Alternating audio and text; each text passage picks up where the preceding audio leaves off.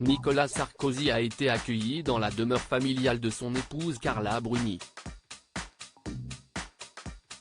Un lieu idyllique que l'ancien président décrit avec beaucoup de romantisme et de tendresse dans son dernier livre Le Temps des combats, pour faire plonger le lecteur dans cet endroit si particulier de sa vie.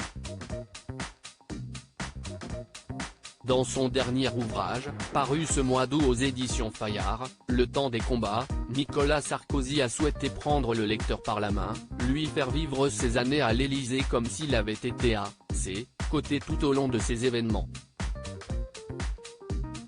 L'ancien président de la République partage ainsi avec toutes et tous des instants de sa vie que lui seul connaît, à travers son regard de puissant homme politique, mais pas seulement.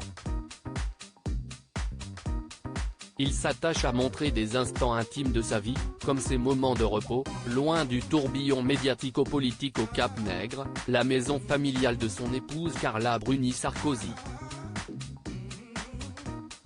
Quand il épouse en 2008 Carla Bruni Sarkozy, il l'a fait entrer dans sa famille, mais la réciproque est tout aussi vraie.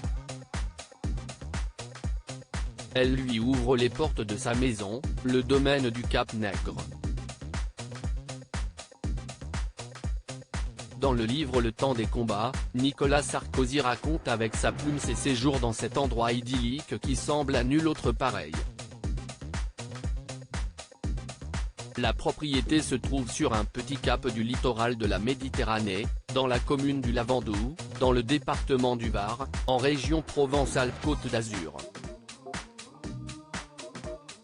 Un lieu où il choisit de se rendre plutôt qu'à Fort de Brégançon, mais Carla préférerait être chez elle, explique l'ex-président qui se satisfait aussi que ce choix évite les remarques de vacances payées d'un chef d'État par les Français. Un lieu spectaculaire, avec une vue qui s'étend sans le moindre obstacle. Il ne tarit pas d'éloges pour ce décor naturel saisissant, le calme de la baie de Cavalière où il va se baigner, tous les rencontres cordiales qui y ont lieu, dans les tenues estivales qui aident à lever les barrières. Un château du Cap-Nègre?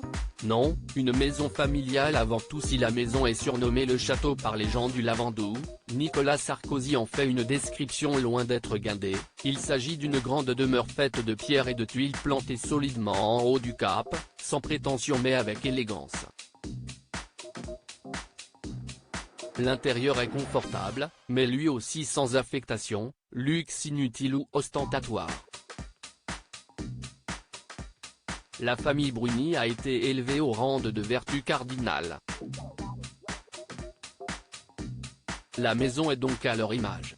Il précise que les salles de bain sont quasiment d'époque, les radiateurs en fonte et les interrupteurs en porcelaine comme il était de bon ton dans les années 1930. Une demeure authentique, sans meubles de décorateur à la mode, à l'image de la famille. Il a dû toutefois y faire quelques changements, fonction présidentielle oblige, j'avais dû faire installer un système de communication protégé ainsi qu'un espace pour la sécurité rapprochée, et également un endroit pour l'aide de camp qui m'accompagnait partout avec les codes nucléaires.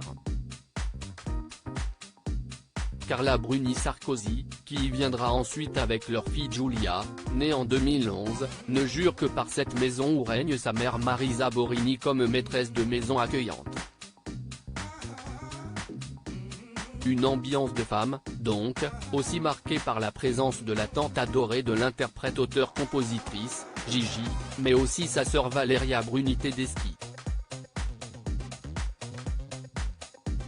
N'a-t-elle pas réalisé un film qui s'intitule Un château en Italie, un titre qui ne peut faire qu'écho à ce domaine?